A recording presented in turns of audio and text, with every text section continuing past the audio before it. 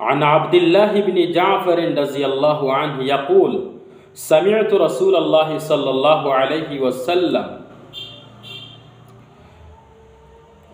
قال إن أطيب اللحم لحم الظهر নবী করিম আলাইহিস সালাতু ওয়াস সালাম কইতরা সবথেকে বেহতরিন গোশত আর মাংস ইয়া তাহলো গিয়া ফিটির মাংস, মানে লাহমুজ জহরি, জহরুন মানে ফিট, লাহমুন মানে মাংস।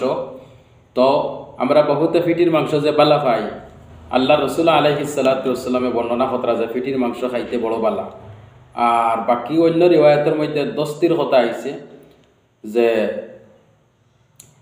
দস্তির মাংসও বালা। এই রিওয়ায়ত আবার কারণে এই রিওয়ায়তেও তার জায়গা ঠিকই আছে। বাকি ফিটির মাংস আল্লাহ রসুল আলাইহিস সালাতু ওয়াস সালামে বয়ান করছেন যে বালা মাংস। গতিকে আমরা যারাই খাই বা যারাই বালা খাই, যদি নিয়ত করি আল্লাহ রসুল আলাইহিস সালাতু ওয়াস সালামে বালা খাইতা আর আল্লাহ রসুল আলাইহিস সালাতু ওয়াস সালামে বালা বলিয়া স্বীকৃতি দিয়েছেন, তাহলে আমরা ইনশাআল্লাহ সওয়াবের অংশীদার হই। খাওয়া হইল আর লগে দি আল্লাহ রসুলের কথা শুনিয়ে যদি আমরা নতুন হিসাবে খাওয়া শুরু করি তাহলে বালা কথা।